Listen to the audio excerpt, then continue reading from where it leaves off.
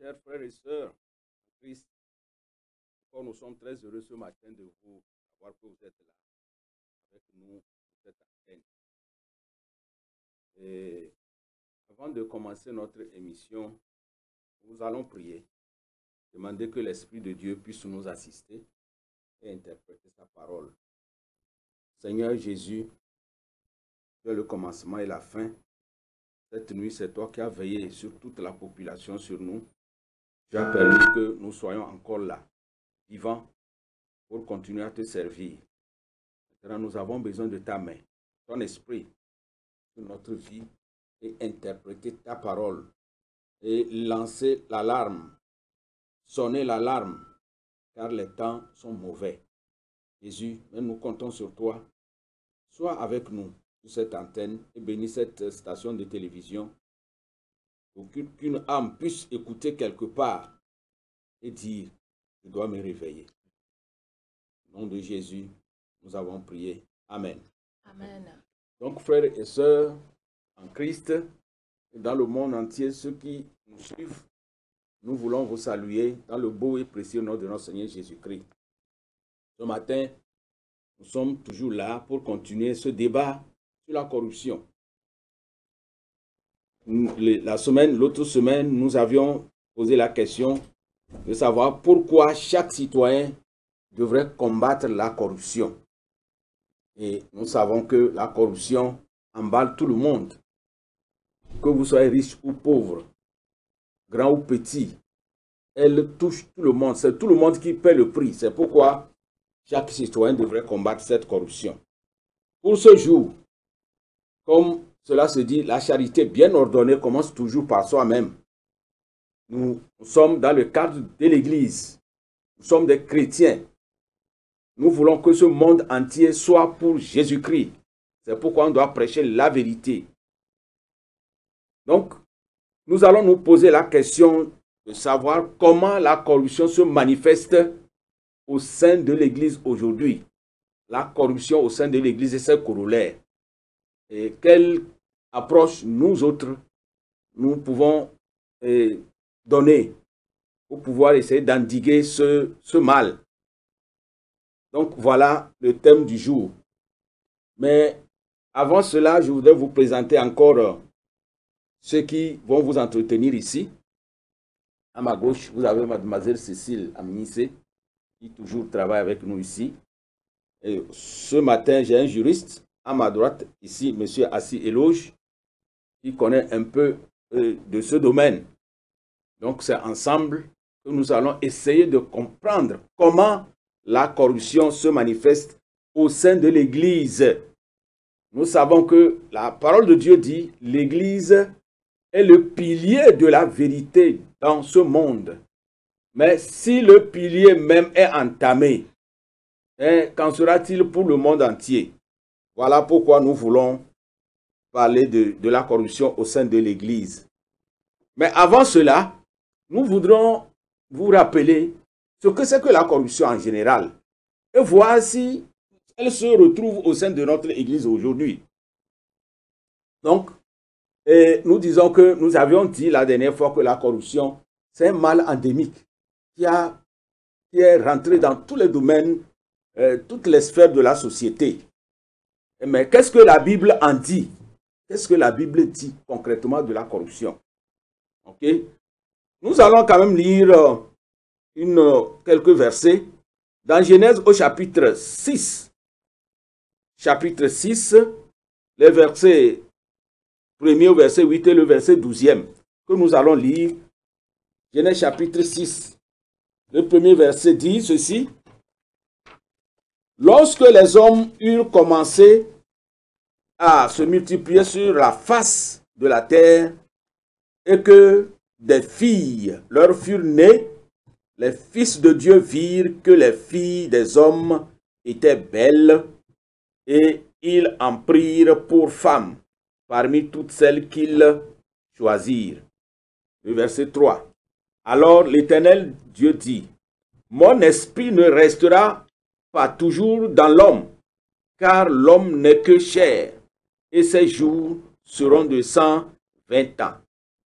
Les géants étaient sur la terre en ce temps-là, après que les fils de Dieu furent venus vers les filles des hommes et qu'elles leur eurent donné des enfants. Ce sont des héros qui furent fameux dans l'Antiquité. L'Éternel vit que la méchanceté des hommes était grande sur la terre et que toutes les pensées de leur cœur se portaient chaque jour uniquement vers le mal. L'Éternel se repentit d'avoir fait l'homme sur la terre et il fut affligé en son cœur.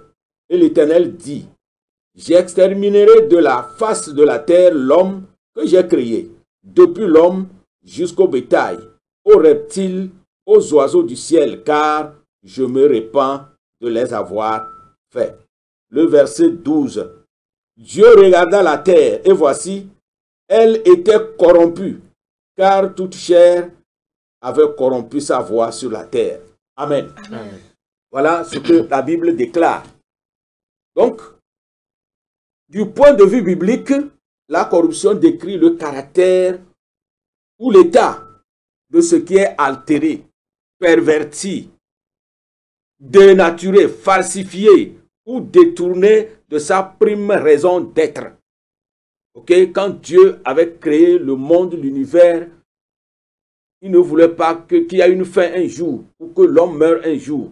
Mais le péché, la corruption a fait que tout cela, le projet de Dieu a été modifié et l'homme désormais devrait mourir. Par exemple, la corruption de toute la création a entraîné son dépérissement et la mort, alors qu'elle était destinée par le Créateur Dieu à exister pour toujours. Selon la Bible toujours, la corruption signifie la putréfaction, c'est la souillure. Par exemple, on dit le corps de Christ Jésus n'a pas connu la corruption, selon Acte 2, verset 27.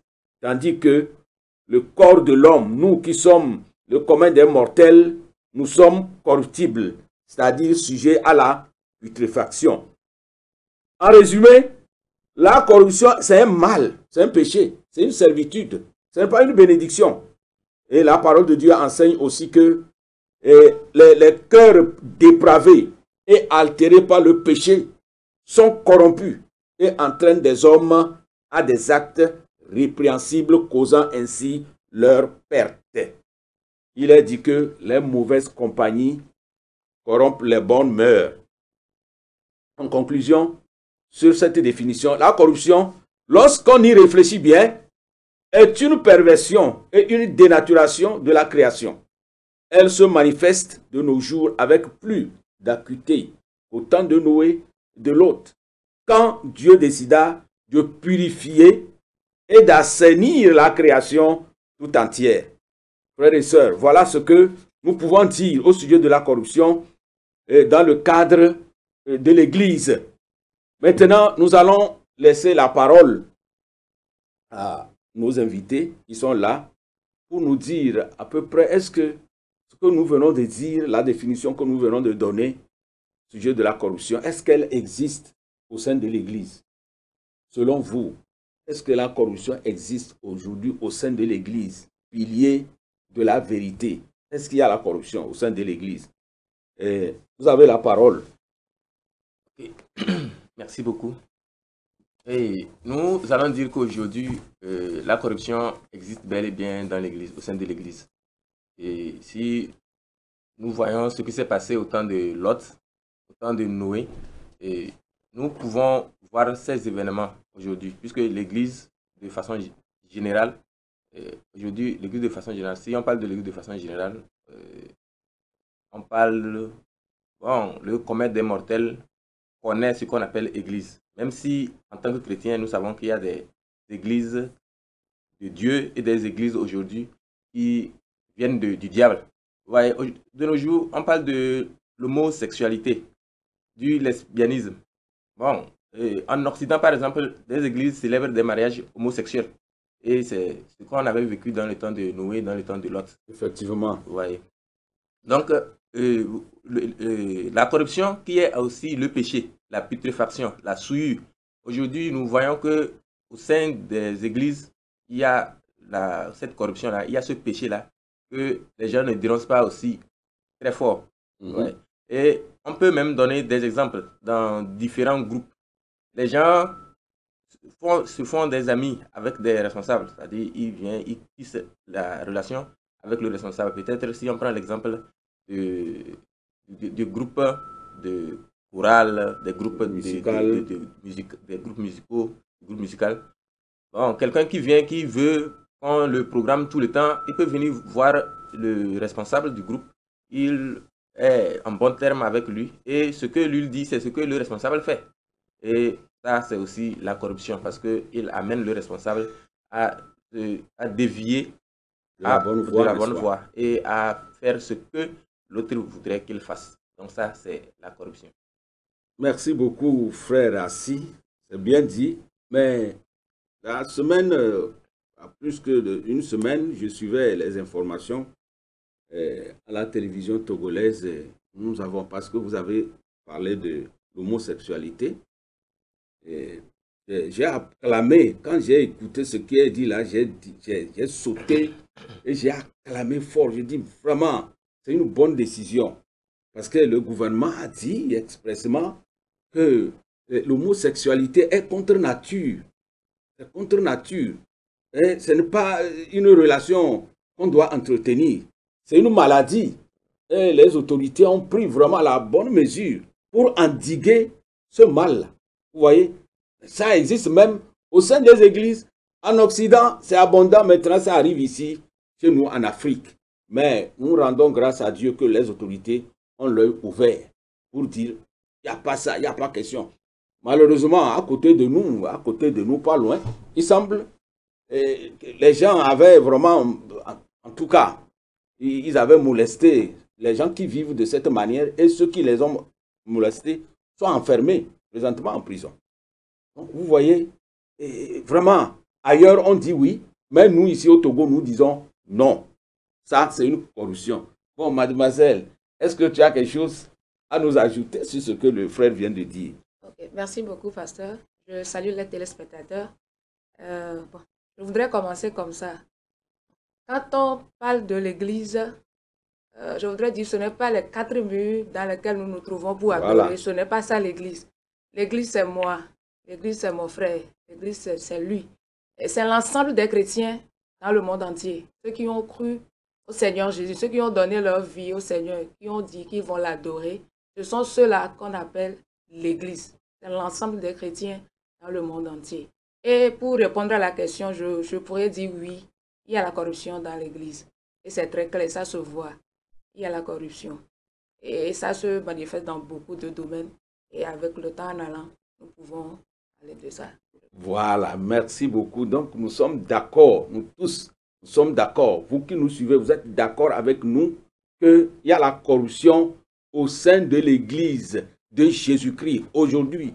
Et c'est notre devoir, nous les chrétiens et les chrétiennes, comme elle a dit, l'Église, ce n'est pas les 4 murs, mais c'est nous qui croyons en Jésus, nous qui avons accepté Jésus, nous qui vivons pour Jésus, nous devrons défendre la pureté de l'Église. Nous devrons combattre la corruption. Ok. Bon, maintenant, est-ce que, bon, vous avez dit il y a corruption. Mais c'est quoi? Qu'est-ce que vous avez constaté? Est-ce que vous connaissez certains exemples? Vous avez certains exemples pour nous donner? Assis avait touché ici. Comment on peut corrompre un responsable d'un groupe pour avoir la bonne relation et faire ce qu'on veut? Est-ce que toi, tu en sais quelque chose? Oui. Pour commencer, je voudrais dire, vous avez dit ça au premier abord, que la corruption, c'est le péché. C'est la souillure. C'est ce qui sépare l'homme de son créateur. Et comme mon frère a donné l'exemple, il y a bel et bien, il y a l'homosexualité dans l'Église aujourd'hui. Nous n'en parlons pas, mais il y en a. Et il y a aussi le fait de corrompre un responsable. Je voudrais parler aussi des pasteurs. Tu es bienvenu. Les pasteurs aussi sont corrompus aujourd'hui. Et pour être plus précise, je vais donner cet exemple-là. Le pasteur qui conduit une église, et il y a un membre qui est riche, qui a de l'argent. Le pasteur là sait très bien que la vie que mène ce riche-là n'est pas une bonne vie, ce n'est pas une vie qui va l'aider à aller au ciel. Mais bon, comme il est riche, il donne de l'argent pour réaliser les choses dans l'église. Alors, le pasteur prend de l'argent et il se tait sur la vie que mène ce riche-là. Et les conséquences, c'est que ce riche, à la fin, va aller en enfer. Alors que ce n'est pas pour ça que le Seigneur l'a appelé. Le Seigneur l'a appelé pour être le berger des brebis, pour les conduire au ciel. Mais comme il cherche son intérêt, comme le riche, là, il a de l'argent, il donne, il fait des dons et tout dans l'église. Alors là, il se tait sur la vie que mène ce riche-là, parce qu'il a son intérêt. Et la fin, c'est l'enfer, c'est la destruction qui attend ce riche-là. Il y a beaucoup d'exemples. C'est ce que nous voulons. Il faut les citer. Il faut prouver l'abcès ce matin. Moi, je veux dire, dans les groupes musicaux, les jeunes filles, les jeunes garçons qui sont dans les groupes musicaux, il y a des choses qui se passent là-bas aussi. Beaucoup de choses malsaines. Ils ont des relations entre eux dans le groupe musical. Et le matin, des relations coupables ou bien... Des relations intimes. Intimes, coupables. Coupables, bien sûr. Ok. Chose qui n'est pas bien. Ce sont eux qui, les dimanches matin, les mercredis, les vendredis, ils conduisent la louange. Ils amènent le peuple de Dieu devant le trône de la grâce. Mais ce sont ces chantres-là, ces pianistes-là, ces guitaristes-là, ces batteurs-là qui commettent, si je veux aller plus clair, la fornication. Le péché de la fornication. Ça aussi, c'est la corruption. C'est la corruption. Si eux qui sont devant, ce sont eux qui sont devant, qui amènent le peuple devant le trône. Et eux-mêmes, ils sont dans le péché, dans la corruption. Qu'est-ce qu'ils peuvent faire? Comment peuvent-ils aider le peuple, l'Église à aller devant le trône de la grâce? Donc, il y a aussi ça. Dans l'Église de Dieu, il y a la division. Il y a la division, alors que notre Dieu, c'est un Dieu d'union. On dit Dieu le Père, Dieu le Fils et Dieu le Saint-Esprit. Ils sont unis, ils sont un. Mais dans l'Église de Dieu aujourd'hui, nous constatons qu'il y a la division, il y a la jalousie. Le frère de ceux qui sont sur le même banc, qui ne se parlent pas, mais ils viennent pour adorer le Dieu qui est un Dieu qui aime l'unité. Donc, je ne vais pas trop monopoliser la parole. C'est quelques exemples que je peux donner pour le moment pour dire qu'il y a bel et bien la corruption dans l'Église de Dieu. Merci beaucoup, merci beaucoup. Voilà, c'est ce que nous avons voulu qu'on fasse, qu'on le dise. C'est le moment qu'on lève la voix, qu'on lève le voile et pour que la vérité soit dite. Même si les gens ne l'acceptent pas, il faut qu'on dise la vérité. Noé criait, Noé disait la vérité. Pendant 100 ans, cet homme, il proclamait la justice de Dieu. Mais les gens ont méprisé cet homme. Et finalement, ce qu'il a vu, ce qu'il a dit, c'est ce qui est arrivé. C'est ce qui arrivera encore. Donc, aujourd'hui, merci beaucoup d'avoir touché le côté des pasteurs, qui sont les dirigeants, les leaders en vue. Quand la tête est corrompue, c'est tout le corps qui souffre. Donc, c'est bien dit que Dieu nous aide, nous les pasteurs et tous les leaders. Vous voyez? Ce n'est pas parce que l'autre là, il est riche. Et cela, c'est vrai, ce que mademoiselle a dit. On sait que cet homme, c'est un homme corrompu. Corrompu. Mais comme c'est lui qui finance, qui est le bailleur de l'église, on ferme les yeux là-dessus. Non. Vous voyez, Dieu, ce n'est pas la quantité que Dieu veut, mais la qualité. Ce n'est pas tout le monde qui ira au ciel, mais c'est quelques-uns, quelques-unes seulement. Ceux-là qui ont lavé leurs robes, ont accepté mourir, rencontrer la croix. Ils ont rencontré la croix et ils ont accepté mourir en Christ pour vivre pour lui. C'est eux qui hériteront le royaume. Donc, nous les pasteurs, s'il y a ça, s'il y a un pasteur qui nous suit, quelque part, si vraiment vous êtes dans ce cas-là, c'est le moment de dire non, car bientôt, le maître va venir. Nous sommes des serviteurs. S'il y a quelque chose à ajouter. Si vous le permettez, je vais aller encore dans ce sens-là concernant les pasteurs. Si. Il y a aussi ce point que les pasteurs, ce sont les affaires d'appel de fonds qui touchent l'argent. les membres sont dans l'église, vous ne savez pas comment ils font pour manger, comment ils font pour se débattre, pour se nourrir tous les jours. Mais chaque dimanche ou bien des fois les dimanches, appel de fonds, donnez, donnez, donnez, donnez. Mais vous ne savez pas comment les membres font pour subvenir à leurs besoins, ce qui les intéresse. Je ne parle pas de tous les pasteurs quand même. Il y a quelques-uns qui le font. On a eu écho, on a vu aussi. Donnez seulement, donnez seulement, donnez seulement. Et Dieu vous donnera. Et alors? Et le pasteur vient de le dire, il donne des versets bibliques que le Seigneur va vous bénir. On donnera à celui qui a donné tout et tout. Et les membres se débattent. Ces gens-là même qui n'ont, peut-être qu'il n'a rien à manger à la maison. Le petit, il vient pour donner. Et le pasteur et son comité, ils sont assis sur l'argent et les membres sont en train de souffrir. Est-ce que c'est ça l'adoration? Est-ce que c'est ça l'adoration? Merci beaucoup. Bon, monsieur Assis, ce qu'elle dit là, est-ce que tu as quelque chose à redire là-dessus? Oui. C'est vrai ou c'est faux? C'est vrai. Tu as été témoin de ces choses-là, ces manipulations des fidèles à donner, donner, donner toujours. Si vous ne donnez pas, vous êtes maudits, vous êtes pauvres, vous n'allez pas hériter le royaume. Oui, heureusement, dans certaines églises, on craint quand même Dieu et on respecte la parole de Dieu. Mais le plus souvent, dans certains ministères, c'est ce qu'on constate. On demande, même on va jusqu'à vendre du sable aux fidèles. On vend du pure water aux fidèles. Un sachet de pure water, on peut le vendre à 50 000. 100 000. Voilà.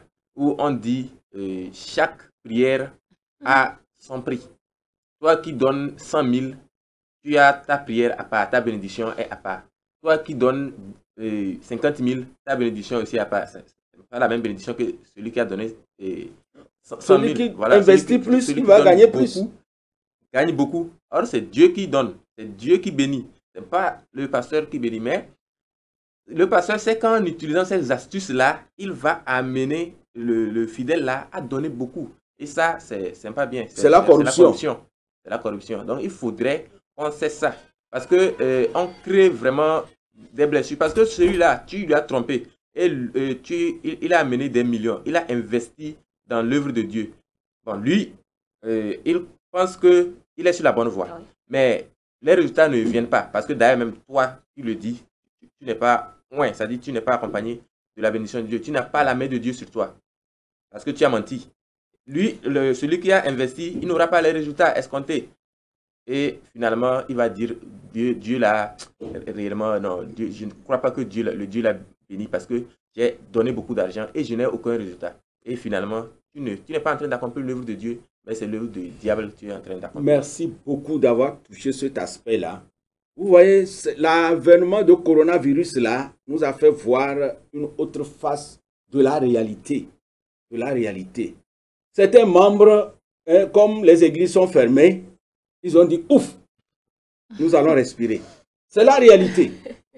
Vous voyez, c'est la réalité. Donc, l'église, les pasteurs, les dirigeants, réveillons-nous. Vous voyez, nous sommes venus trouver ce monde. On ne va pas le transformer en étage, en, je ne sais pas, en hôtel, tout ce que vous voulez, avant le retour du Seigneur. Mais le Seigneur veut qu'on lui construise des âmes, qu'on lui amène des âmes. On a besoin de l'argent, mais c'est trop ce que certains pasteurs font, certaines églises font, certaines dénominations font. Chaque jour, chaque dimanche, peut-être c'est 3, 4, 5 appels de fonds. C'est trop. Ça fait que les membres sont aujourd'hui épuisés. Coronavirus est venu leur donner un plus, ils disent, ah, nous respirons. Et d'autres ne viennent plus à l'église. Parce qu'ils ont pris le goût. Vraiment, hein, on nous exploitait. Non. Vous voyez, quand les âmes se sont données au Seigneur sincèrement, les gens vont donner pour le travail, mais nous exagérons. Nous exagérons. On exagère avec l'appel de fonds, les collectes chaque dimanche. C'est trop. On a besoin de l'argent, mais trop, c'est trop. Sinon, le Seigneur va nous juger. Voilà ce que les membres disent. Nous les pasteurs. Nous les pasteurs. On a besoin de l'argent. Mais c'est la manière de demander, de dépouiller le peuple de Dieu, hein, des pauvres.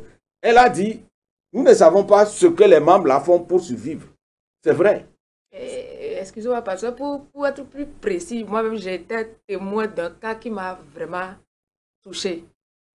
Ça m'a vraiment touché. Bon, c'était bon, par rapport au fait que nous célébrons dans nos églises. Donc, c'était une affaire de participation pour la fête. Donc, la jeune fille, elle était chez quelqu'un. Ce n'était même pas ses parents biologiques. C'était quelqu'un qui l'a accueilli chez lui. Elle habitait chez la personne. Donc, elle faisait ses propres activités. Elle faisait des efforts. Et elle a pu apprendre un métier. Plus précisément la coiffure. C'est ça. Mais de ses propres moyens, personne ne l'a aidée parce qu'elle était orpheline de père.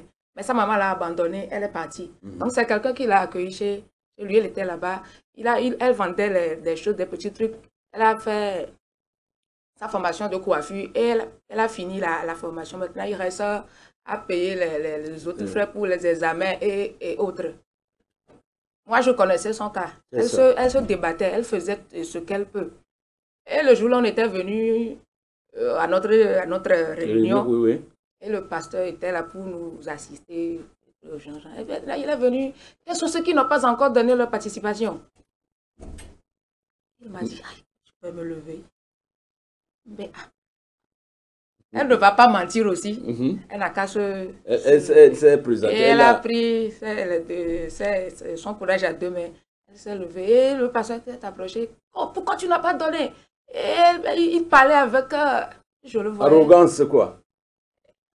Il a diminué la fille le jour-là. J'ai baissé la tête. Ça m'a vraiment touchée. Alors qu'il ne sait pas comment la fille l'a fait pour manger, comment elle fait pour venir à l'église, comment elle fait pour s'habiller.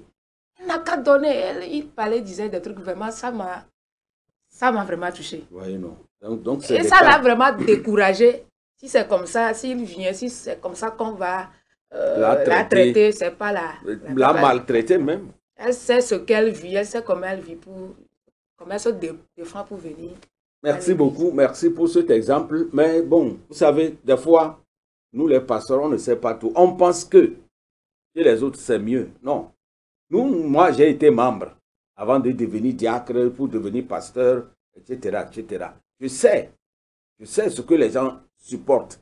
Et nous, les pasteurs, on doit être sensibles à ces cas-là. Mais il faut aussi que certains membres qui sont dans les besoins, parce que d'autres ont honte d'aller expliquer ça plus clairement au pasteur, s'il y a soutien qu'on puisse faire. Et pour vous, bon, on sait ce que je vis, mais on ne fait rien, on me demande. Vous voyez, des fois, c'est l'ignorance de ce qui se passe des deux côtés. Pour les pasteurs, disent, les membres en ont. Non, ils n'en ont pas tellement. Ils doivent donner, c'est vrai. Mais pour les membres, le pasteur sait, l'église sait. On ne m'aide pas. Moi-même, je me débat si c'est comme ça. Ce n'est pas bien. Hein? Faisons les choses par amour pour la gloire de Dieu. Merci beaucoup. Donc, nous avons accepté ensemble qu'il y a la corruption dans l'église aujourd'hui. Elle est endémique. Bien, on va ouvrir l'antenne tout à l'heure au numéro 92 17 28 65. 92 17 28 65. Vous pouvez décrocher votre téléphone et nous dire, est-ce que vous aussi, vous pensez qu'il y a la corruption au sein de l'église aujourd'hui? Et ensuite, nous proposer quelques approches de solutions. Qu'est-ce que vous pensez qu'on puisse faire? On a parlé des pasteurs. Quels conseils leur donner, etc., etc. Bien. Donc, en attendant de vous recevoir à l'antenne ici, nous allons dire qu'on distingue deux formes de corruption. Il faut le savoir. Il y a deux formes de corruption, pas seulement dans l'Église, mais dans le monde en général. Il y a la corruption qui est une corruption qui se rapporte à quelqu'un qui propose, qui fait un don pour avoir gain de cause. Et quelqu'un, la seconde corruption, c'est quelqu'un qui se laisse corrompre. On achète sa conscience. Surtout quand nous prenons le domaine des votes, des élections, des choix des responsables. Vous voyez, on achète votre conscience. Nous parlons de cette corruption. Donc, les deux formes de corruption existent. Est-ce que dans l'Église, on note ça? Comment? Bon, et on a déjà parlé mais est-ce qu'on n'a pas tout vu? On n'a pas tout vu. Sur le plan spirituel, ici, nous avons touché le côté, bon, plus que physique ou matériel, mais sur le plan spirituel, est-ce qu'il n'y a pas corruption dans l'Église? Spirituellement, Qu'est-ce que vous pensez? Est-ce que vous pensez qu'il y a corruption sur le plan spirituel dans l'Église? Oui, sur le plan spirituel, il y a la corruption. Et c'est ce qui fait que de nos jours, même les églises ne sont plus efficaces comme avant. Voilà. Avant, quand vous venez à l'église, bon, c'est vrai, quand on dit avant, c'est autant de peut-être nos papas, mais bon, je pense que le pasteur même peut aussi en témoigner. Quand vous rentrez à l'église, vous savez qu'il y a une crainte. Il y a une crainte. Le Saint-Esprit se manifeste bien. Et quand on donne les consignes, les membres obéissent, les membres respectent. Mais aujourd'hui, bon, les habillements, même dans nos églises par exemple, les habillements, ça laisse à désirer. Les femmes ne portent pas les coiffures, etc. les habillements sexy. Et quand on dit que non, c'est la civilisation, que non, ça c'est le vieux monde et qu'aujourd'hui, les gens ont les yeux ouverts. Les gens ont les yeux ouverts. Et, avant, il y avait aussi la discipline qui permettait de ramener à l'ordre ces genres de situations. Mais aujourd'hui, cette discipline est un peu diluée, ce qui fait que ces pratiques continuent. Et nous savons que quand il y a des mauvaises graines au sein de l'Église, qu'on n'arrive pas à corriger ou à corriger, à recadrer, on laisse. D'autres aussi sont là, ils voient et ils copient. Ils copient et le mal continue. Le mal continue. Et le Saint-Esprit ne se manifeste pas puissamment comme il le faut parce que l'Église est remplie de corruption, de mal. Voilà. Merci beaucoup. Est-ce que mademoiselle, tu as un cas aussi, tu as quelque chose à ajouter là-dessus? Oui, comme mon frère l'a dit, aujourd'hui, il y a un laisser-aller dans l'Église, dans le peuple de Dieu, au sein du peuple de Dieu. Et il n'y a plus la crainte de Dieu. Il n'y a plus la consécration.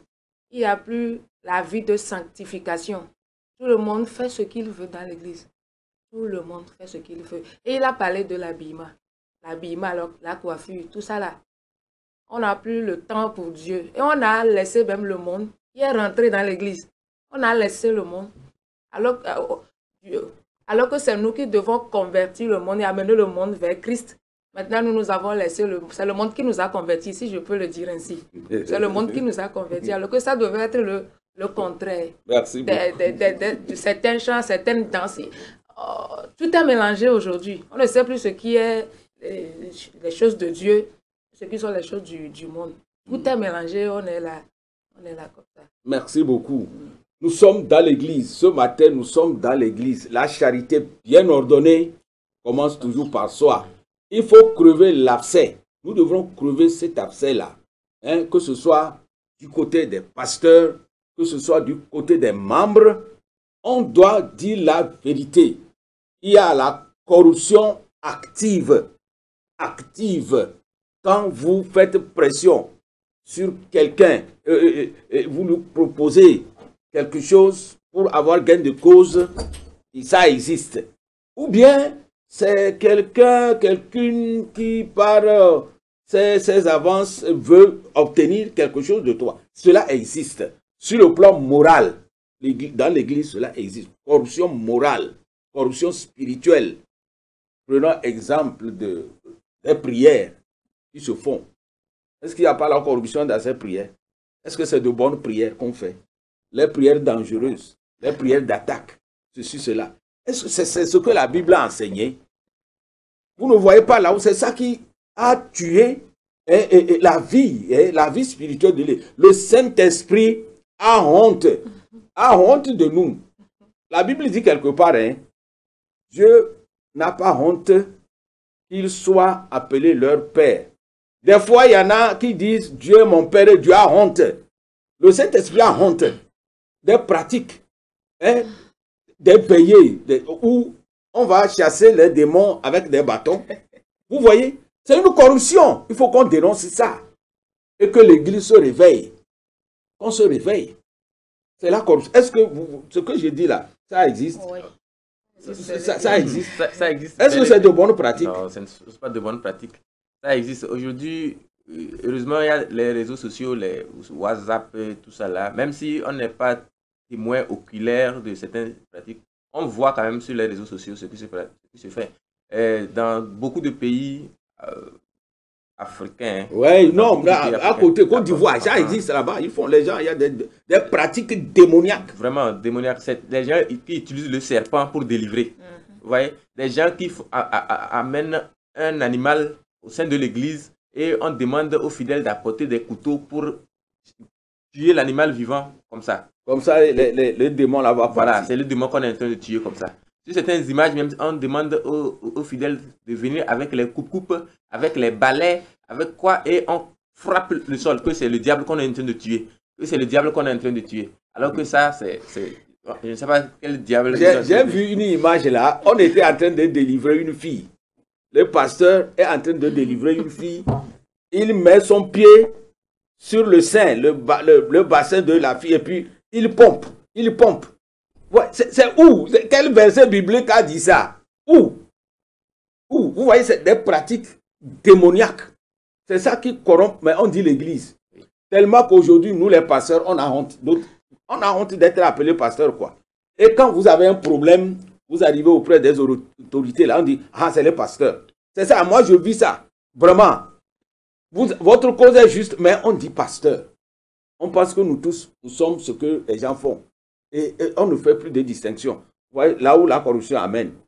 Celui qui est juste, il est emballé. Celui qui est mauvais, celui qui crée la corruption, il est dedans. Donc, c'est notre devoir. Il faut que l'Église, il faut que les chrétiens se lèvent, quelques chrétiens, comme des Noé, comme des Lot, comme des Abraham, quelque part, pour dire, cessez de faire cela. Si les gens n'écoutent pas, vous faites votre devoir. Merci beaucoup. Est-ce que vous avez quelque chose à encore ajouter sur ce point-là? Parce que nous sommes dans l'Église. Oui, bon, ce qui m'a fait, je me suis rappelé, j'ai suivi ça à la télé. Il y a un pasteur qui a amené des balais pour chasser le coronavirus. Ah bon? C'est vrai, vraiment. Alors, et tout le monde avait le balai pour chasser le coronavirus au Togo. Et jusqu'à présent, le corona n'est pas continue. Bon, c'est quel balai? Les brindilles ou bien le gros balai? Le gros balai. Ah tout bon? le monde avait le balai à la main. On va chasser le coronavirus avec le balai à minuit. Minuit. À minuit, oui. Ouais. Tout le monde n'a qu'à se réveiller. À 23h55, quand on est arrivé minuit, on va chasser le coronavirus. Et beaucoup de gens sont dans ces pratiques-là. Ouais. Et ça, là, le conduit progressivement vers... Ça affaiblit l'Église. Ouais. Le Saint-Esprit a honte. Il s'est recroquevillé. Il dit, ah, les gens là, regardez ce qu'ils font. Quand on l'appelle, il ne vient pas. Et avec notre énergie là, on mange bien, puis on vient, on fait la gymnastique et on pense qu'on est en train de chasser les démons. S'il vous plaît, réveillons-nous. Revenons sur les anciens sentiers. Demandons comment nos dévanciers, les Paul, tout ça là, comment ils faisaient. Est-ce que le Saint-Esprit ne travaille pas aujourd'hui? Et nous-mêmes, nous cherchons nos moyens, nos petits moyens là. Et des balais, des bâtons, de l'eau, tout ça là pour chasser les démons. Frère, revenons à la réalité. Donc, si vous voulez dire quelque chose. Oui, j'allais dire, comme vous venez de le dire, aujourd'hui, quand on dit pasteur, les gens confondent tout. Surtout ceux qui n'arrivent pas à faire la distinction entre le vrai et le faux. Lui, quand on dit pasteur, il dit, ah non, c'est vous qui trompez vos membres, c'est vous qui escroquez vos fidèles. Et ça peut déranger, Des fois, moi-même, des fois, ça me fait mal parce que quand on dit église, et surtout quand on parle, c'est-à-dire ceux qui ne sont pas réellement convertis, ils pensent que les églises, surtout réveillées là, que ce sont elles qui commettent de ces genres de situations. Et tout ça là, nous savons, la Bible en a parlé parce que le diable aussi profite pour créer ces genres de situations, pour décourager beaucoup de personnes à venir en Christ. Parce qu'il voit que les chrétiens sont trichés, les chrétiens sont manipulés et ils ne veulent pas se convertir. Mais nous allons continuer à dénoncer. Je pense que l'objectif même pour lequel nous sommes ici contribue à cela. Nous allons continuer à dénoncer. Parmi les pasteurs, il y a des vrais. Et ces vrais pasteurs-là sont en train de dénoncer ces pratiques. Donc, maintenant, aux fidèles de faire attention et de revenir véritablement à la Bible. De voir est-ce que, même s'il est pasteur, ce qu'il dit, est-ce que c'est conforme à la Bible. Sinon, nous risquons vraiment de dire que, de généraliser tout et des fois de ne pas avancer parce qu'il y a les faux. Ouais, alors que nous devons avancer. Donc, merci beaucoup, merci beaucoup. Je voudrais ajouter quelque chose. Dans Dans votre introduction, vous avez dit que l'Église est le pilier de la nation, de la vérité. Je voudrais toucher ce point-là. Quelqu'un qui est chrétien et qui est engagé dans une entreprise, dans une structure, ou bien Dieu vous a accordé la grâce d'être à un niveau un peu plus élevé et vous êtes parmi des païens, ces gens-là qui ne connaissent pas Dieu, qui ne connaissent pas la vérité.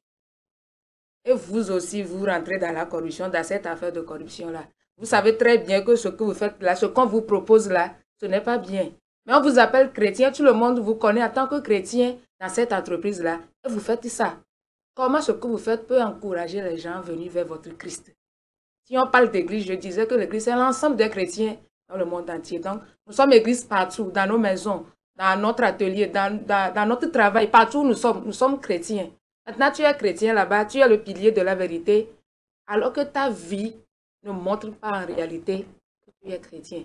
Ça aussi, c'est un point à souligner. Merci beaucoup. C'est bienvenu.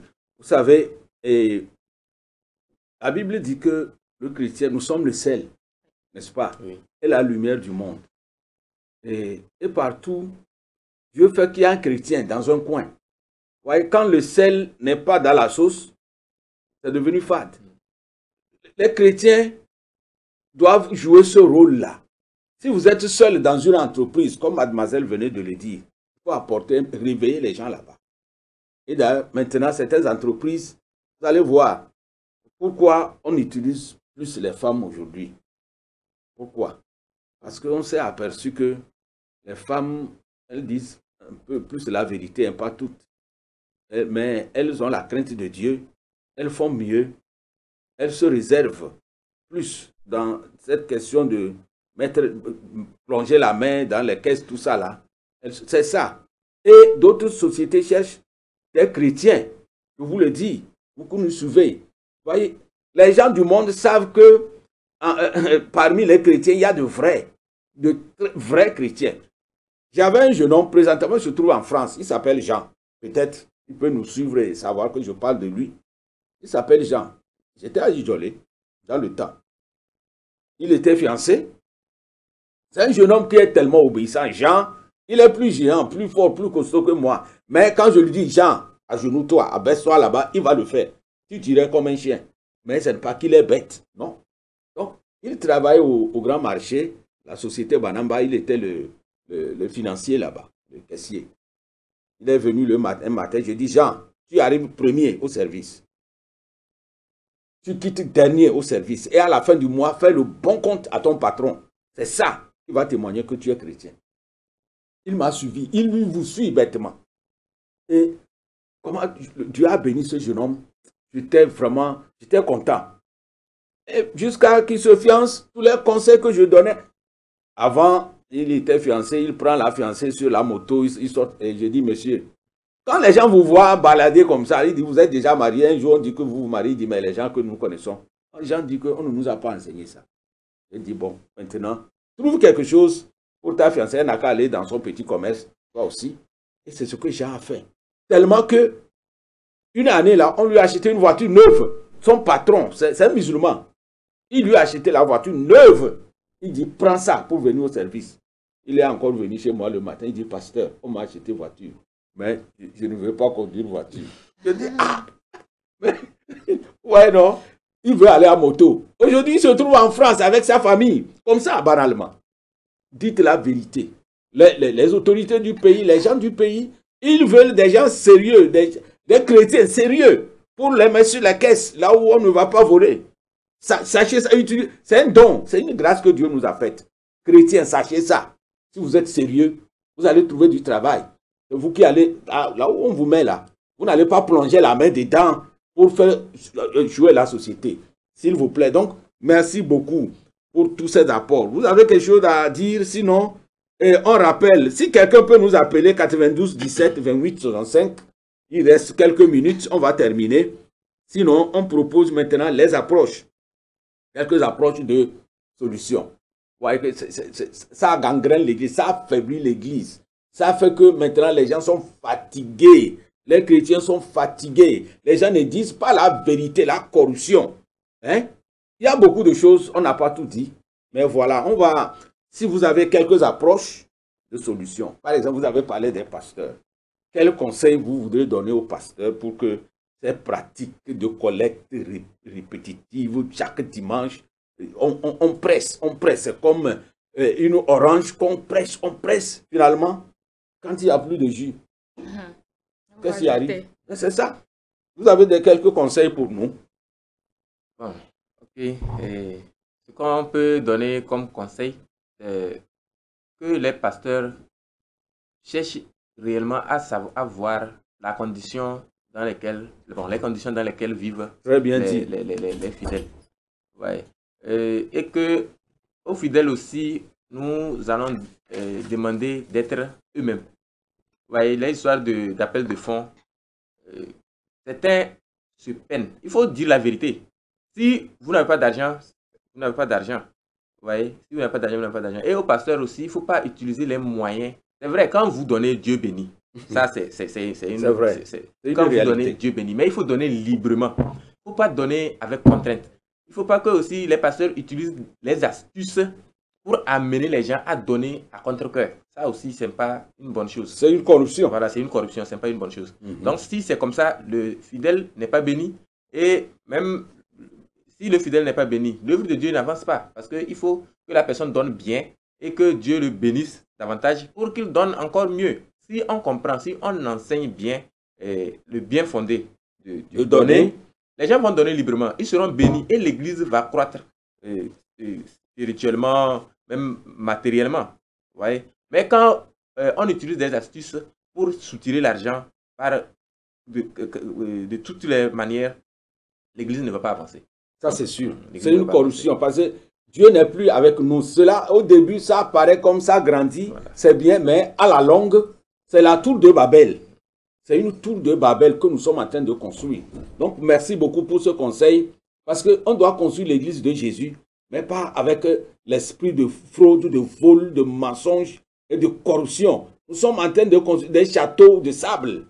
Il faut qu'on le sache.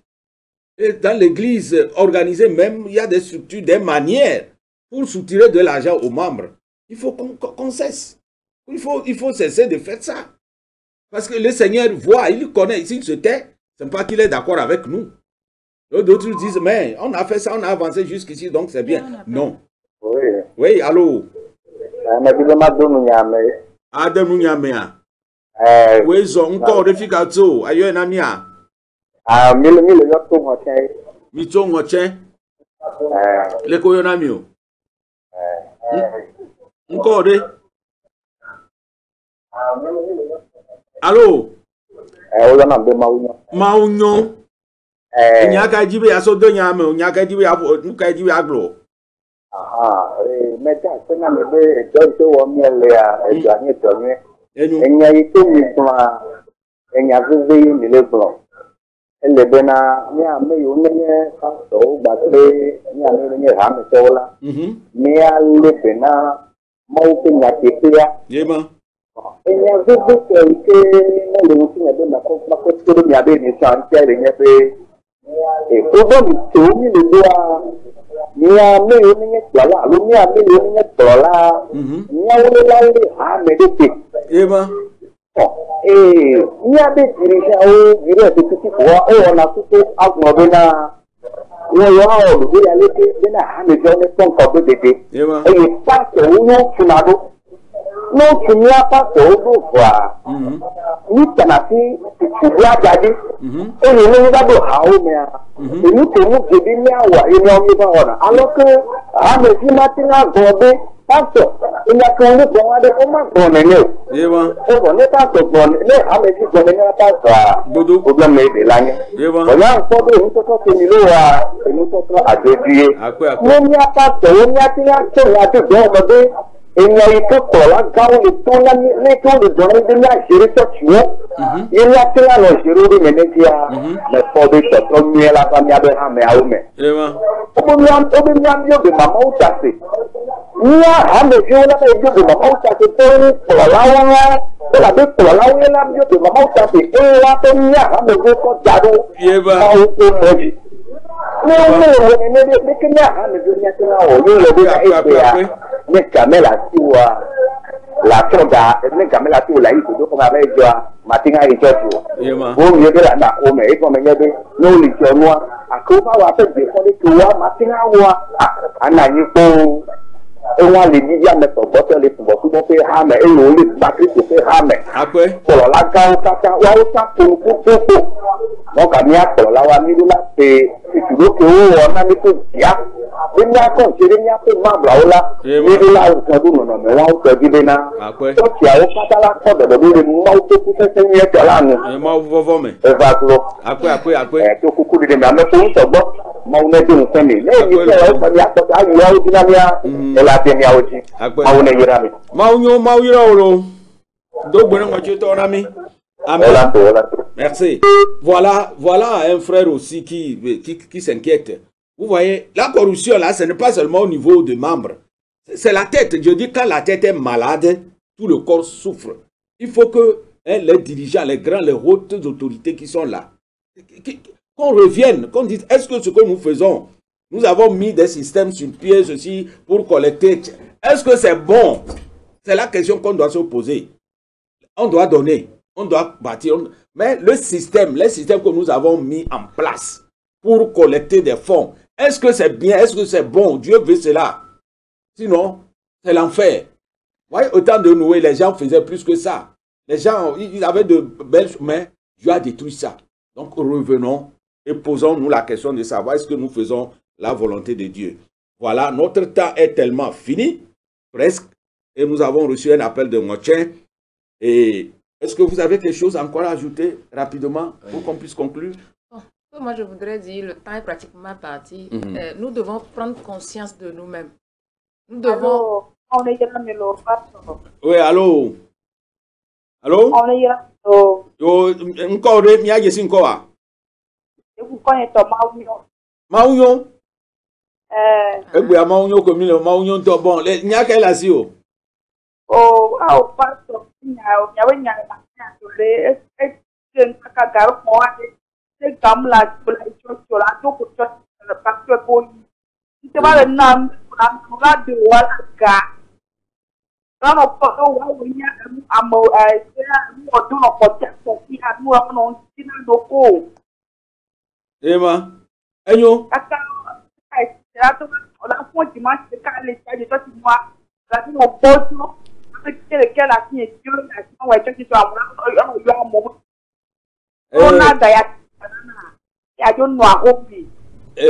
Amen. Ok. Miano, après, midakbono. Fifiade, mbavon. Fikamina chochilo. Ava ipo pastor, no problem lenti okwa. Kaha kelenti wa. Adene. Ata wonde. Adiochi apeme. Be gamele isio. Sia, ta, maune yiro, miano. So, fika, mauyiro. Bon, mademoiselle, tu voulais parler. Je voudrais dire que nous devons prendre conscience de qui nous sommes en réalité. Nous devons connaître notre identité. Nous devons savoir ce à quoi le Christ nous a appelés. Le Christ nous a appelés pour le ciel. S'identifier à Christ. Oui.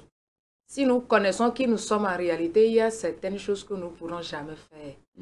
Et comme vous venez de le dire, le frère aussi l'a dit, revenons sur les anciens chemins. Revenons sur les anciens chemins. Cherchons Christ. Cherchons le royaume des cieux. Et tout ce que nous cherchons, le Seigneur va nous les accorder. Merci beaucoup. Bon, monsieur Assi. Ok, merci beaucoup. J'aimerais, à l'endroit des fidèles, dire de chercher à lire la parole de Dieu. Parce que si nous ne lisons pas, si nous ne comprenons pas les Écritures, nous serons manipulés. Nous allons suivre bêtement ce que certains faux pasteurs nous disent. Et aux pasteurs, aux responsables, nous disons aussi de servir véritablement le Seigneur, d'être dans la volonté de Dieu et tout ira bien. Bon, et puis c'est le Saint-Esprit qui nous aide. C'est le Saint-Esprit qui peut nous aider à ne pas vivre dans la corruption. Et prions tout le temps pour demander au Saint-Esprit que de chercher seulement l'argent et laisser le Saint-Esprit de côté. Le Saint-Esprit seul qui peut nous aider à dominer même le péché, parce que sans le Saint-Esprit... Merci beaucoup. Merci. Tu allais dire encore un petit mot. Le temps est pratiquement parti. Le temps est parti. On pourrait avoir d'autres opportunités. Non, on va revenir prochainement. On est toujours là. Si Dieu le permet, Jésus n'arrive pas. l'autre samedi, on serait là et on va élargir encore le débat. Bien, nous vous remercions, vous qui nous avez suivis ce matin, et ceux qui nous ont dirigés derrière la vitre. Que Dieu bénisse tout le monde. Nous disons que l'Église est la colonne de la vérité et pour cela, elle doit absolument combattre cette pratique de vol de conscience, la corruption. L'Église doit se dresser contre cela, pas seulement dans le monde, mais au sein d'elle-même, pour que le nom de Dieu soit glorifié, pour que ceux qui ont fui le monde pour venir se loger dans l'ambassade de Christ, l'Église, vraiment disent enfin, j'ai trouvé le repos pour mon âme. Que Dieu vous bénisse ce matin et que la grâce du Seigneur soit avec nous. Nous allons terminer la séance par la prière. Nous allons demander à nos frères assis de dire une courte prière. On va clôturer. Alléluia. Seigneur Dieu Tout-Puissant, nous te disons merci. Merci, Papa, pour ce message. Père, nous prions, nous demandons, Papa, que ce message porte fruit, Papa, dans la vie de quelqu'un au nom de Jésus. Éternel Dieu Tout-Puissant, donne la force, Papa, à ton Église de surmonter, d'être la colonne de la vérité, de dire la vérité et de combattre la corruption, quelle que soit sa nature. Père Saint, Père merveilleux, Seigneur, merci Seigneur, c'est au nom puissant de Jésus nous avons prié. Amen. Amen. Bye.